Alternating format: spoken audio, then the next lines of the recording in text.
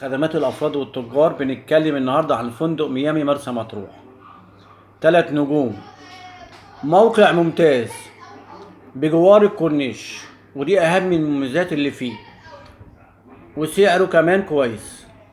موقعه هو ماشي من شاطئ الهنا ومتحف آثار مطروح، و14 دقيقة من مطار مطروح. مكان ممتاز في وسط البلد وقريب من الخدمات، وزي ما قلنا قريب من شارع اسكندرية، أهم شوارع اسكندرية. قلنا سعره وموقعه ممتاز جدا.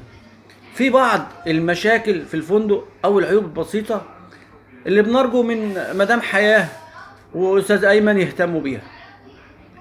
أول حاجة الغرف متوسطة والعفش تحت المتوسط، بيحتاج لصيانة. وبعدين الغرفة الثنائية ما فيهاش تكييف. الأكل عادي يعتبر تحت المتوسط، والنظافة متوسطة، وساعات المية بتقطع.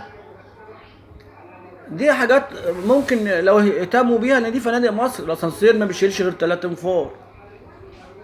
معاملة الاستاف تحتاج رفع مستوى شوية. يعني معظم الشكاوى اللي جاية من الفندق ان هو المستوى بتاع الغرفة ومعاملة الاستاف، ودي بايدينا نحلها. حتى لو جزء في تطوير زي في فنادق، ده فنادق بلدنا فلازم نهتم بيه. لكن بالنسبة لموقعه قريب من شارع اسكندرية وشاطئ الهنا ومطار مطروح، فكل دي بتأهله ان هو يبقى موقعه ممتاز وسعره ممتاز، وفي فطار وفي غدا، فبرضه سعره لقطة. بس نرجو الاهتمام بصيانة الغرف وبرفع مستوى الاستاف بعض الشيء. قناة مسك الخدمات الأفراد بتقدم لكم معلومة، حتى لو يعني هتاخد دقيقتين، المهم نوصل للفكرة عن الفندق. تليفونه الفندق برضو نقوله 0464931400، 0464931400.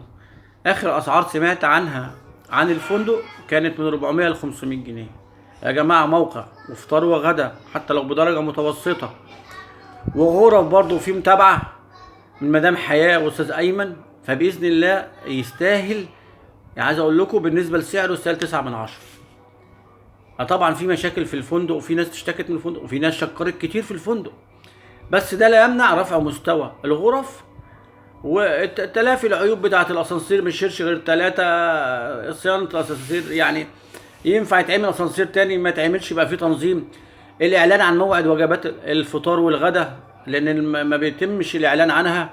فانا مش شايف حاجه غير اللي انا قلته، ان فندق يستاهل باذن الله ان احنا نزوره ونحسن فيه شويه، لان دي فنادق بلدنا. فندق ميامي مرسى مطروح. قناة مسك، اذا كنت انا قدمت لك اي حاجه مفيده في الفيديو دوت، فكل ما ارجوه عمل لايك والاشتراك في القناه. والسلام عليكم ورحمه الله وبركاته.